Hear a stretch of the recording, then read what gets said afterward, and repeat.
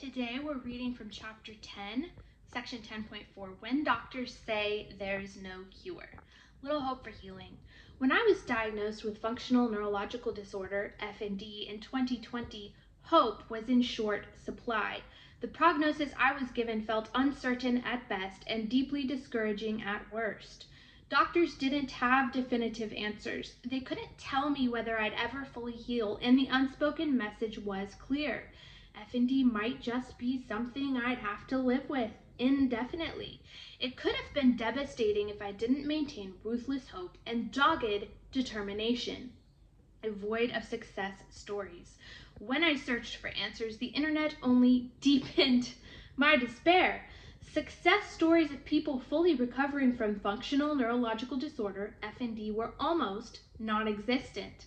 One brave soul had started an organization called FND Hope, offering scattered resources and glimmers of understanding.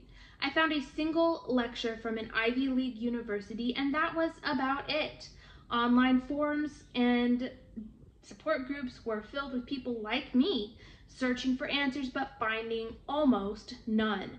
The heartbreaking accounts included stories of individuals who had lived with FND for years, struggling to manage their symptoms, sometimes experiencing small improvements but never returning to the lives they once knew.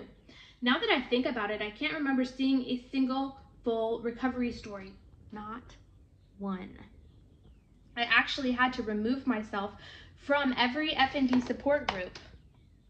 The content was so depressing and offered no hope, no path forward, no light in the darkness.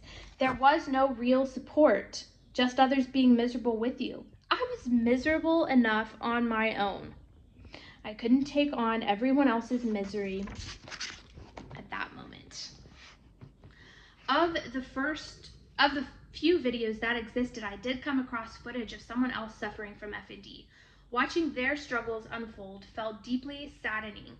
I was filled with pity for those worse off than me. This wasn't just a lack of hope, it was a vacuum. A silence so deafening it could crush even the faintest spark of optimism. A collective cry. In those moments, it felt like the souls of everyone with FND, along with their caretakers, had merged together, screaming into the void as one. Can anyone, will anyone please help us? We want to get well. Tell us how. We'll do anything. It wasn't just my cry, it was the cry of thousands of people desperate for answers, for guidance, for a shred of hope. And yet the void remained silent, amplifying our pain and loneliness, and the medical field didn't seem to care. Their pitiful attempts at help felt like they were telling me to pull myself up by my bootstraps and heal myself. But at the moment, I was too exhausted. I needed someone else to fix it for me. I just didn't have the strength. But even in that silence, I refused to let my spark go out. While the world seemed to offer no clear answers, I held on to the belief that healing was possible, and if no one else could show me the way, I would forge my own path, not just for myself, but for everyone else crying out into the same void. What society offered me. Society gave me almost no success stories. The medical field didn't understand FND beyond outdated psychological models, and treatments were limited to managing symptoms rather than addressing the root cause. Doctors, while well-meaning, were working in the dark.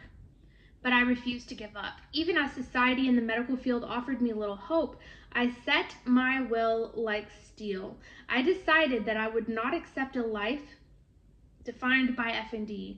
No matter how long it took or how hard the journey became, I would get better.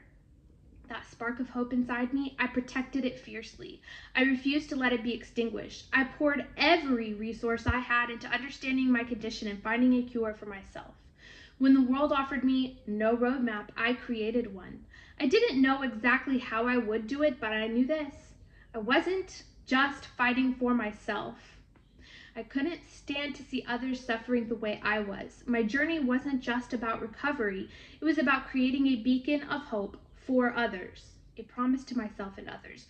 The journey wasn't easy, and I often felt like I was walking a lonely road. But every small victory, every hard-fought step forward strengthened my resolve. I wasn't just going to survive FND, I was going to recover fully. And once I did, I promised myself I would show others the way, because no one deserves to feel as lost and hopeless as I once did. This is the story of how I turned fading hope into a burning will, and how that will led me to healing.